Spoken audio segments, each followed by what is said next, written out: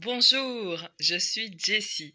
Bienvenue dans ce tutoriel qui va vous permettre de retrouver votre motivation pour votre projet professionnel en action. Car rien ni personne ne peut vous ôter votre valeur. C'est parti?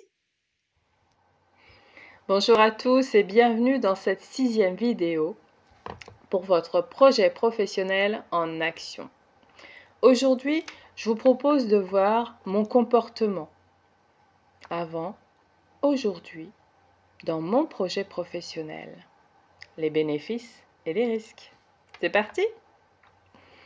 Alors d'où que l'on vienne, quel que soit le niveau que nous ayons, que ce soit un CPPN, c'est-à-dire ce niveau CE2 que nos anciens, nos parents ont pu connaître les années 70, ou alors avec un CAP, un BEP, un niveau bac, un master et voire plus, nous avons tous, à un moment donné, dû choisir des actions, des comportements pour arriver à un résultat.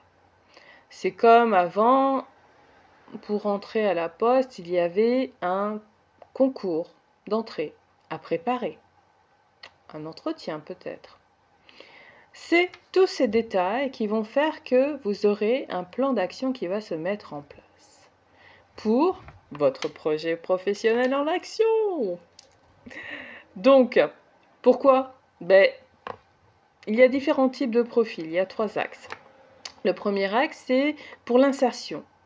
L'insertion professionnelle pour la première fois, faire son entrée dans le monde du travail, découvrir cet environnement professionnel que l'on ne connaît pas obligatoirement, ou que l'on connaît, mais au travers des retours que des adultes ont pu définir pour nous. Ça peut être aussi pour rechercher des projets professionnels qui respectent la vie, l'environnement, les fameuses normes de responsabilité sociétale et environnementale. Il y a beaucoup de gens qui sont très portés par ce type de projet. Il est possible aussi d'agir pour se maintenir en emploi. On peut être salarié et avoir besoin de retravailler son projet professionnel, de retrouver ses bases, se retrouver de solides fondations pour pouvoir agir dans son projet professionnel et celui de l'entreprise. Et pourquoi pas aller vers d'autres horizons. Là, c'est le 3e axe d'action. Mais pour quel bénéfice? Pourquoi je vais faire ça? C'est pouvoir développer votre sentiment d'efficacité personnelle. Vous avez vu auparavant, je vous donne un bref aperçu des émotions, des blessures, des impacts, et tout cela se travaille. Et là, notamment au travers de ce sentiment d'efficacité personnelle. C'est ce fameux, vous savez, cette petite case dans la to-do list qu'on se met journalièrement ou non, et pouvoir la cocher et se dire « ouais, je l'ai fait, ça c'est ok ».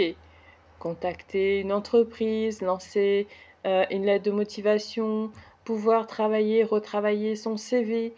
C'est toutes ces petites actions qui, mises bout à bout, permettent de se dire « j'ai agi concrètement pour mon projet professionnel ».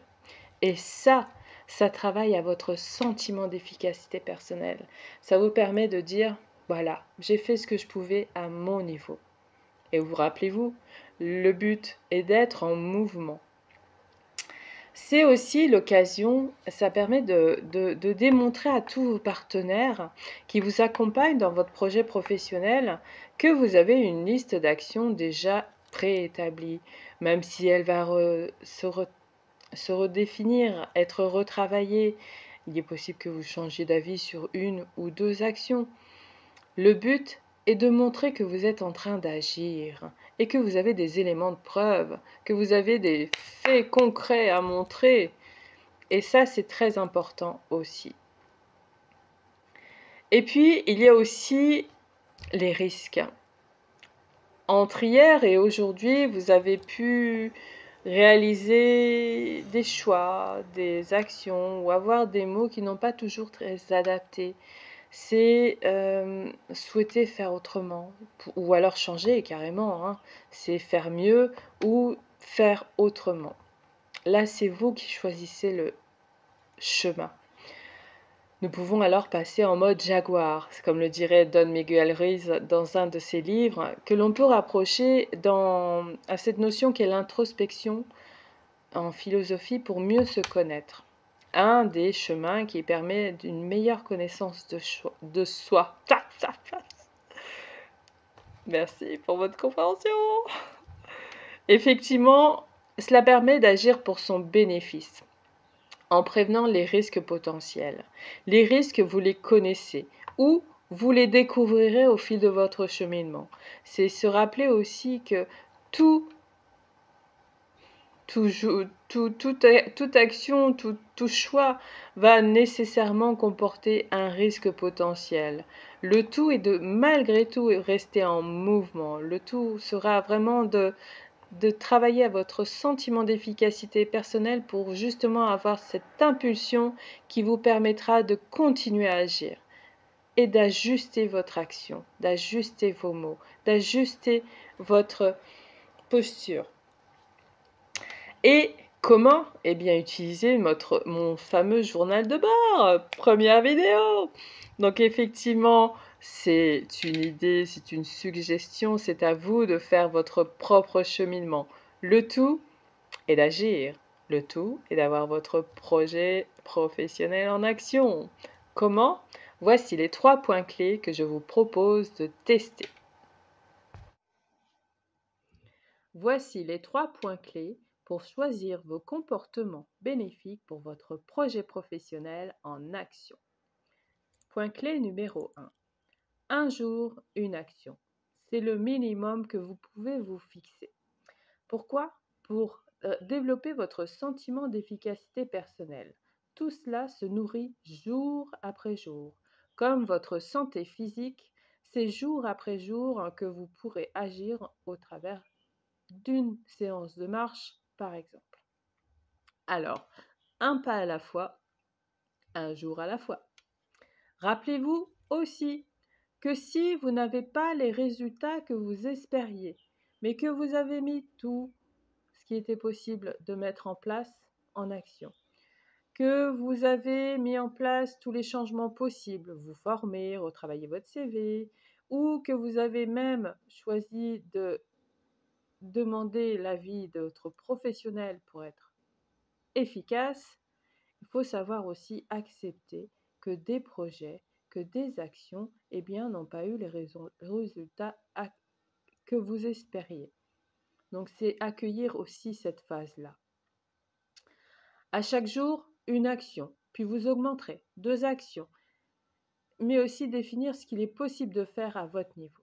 À la fin de la journée, remplissez votre journal de bord ou le lendemain matin, qu'importe, et célébrez chaque avancée, car il est extrêmement important que vous vous rappeliez que vous avez fait de votre mieux et que vous pouvez aller plus loin, voire changer pour demain.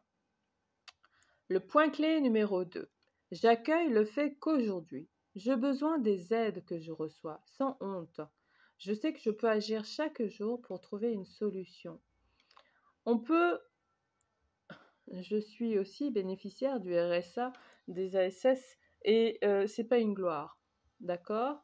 Par contre, je suis grandement remplie de gratitude de pouvoir en bénéficier, car cela me permet d'agir pour mon projet professionnel en action, par exemple, comme aujourd'hui. Donc, c'est pouvoir accueillir aussi sans jugement le fait qu'on ait besoin d'aide. C'est pour arriver à satisfaire à ses besoins et ceux des siens. C'est aussi se rappeler que tout cela a été mis en place pour soutenir chaque citoyen dans ces moments difficiles. Donc j'accueille, j'accepte et je reste en action. Point clé numéro 3.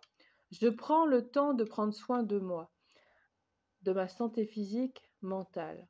Effectivement, dans une formation, il est rappelé que le temps est un capital incroyable.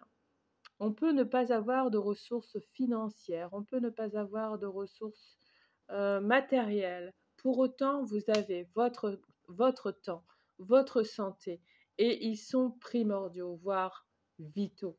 Donc, agissez pour votre bénéfice. Rentabilisez ce temps pour qu'il puisse vraiment vous aider à mettre et à agir pour votre projet en action. J'espère avoir été utile. Je vous souhaite des projets en action. Je vous souhaite de garder votre motivation et surtout ne lâchez rien.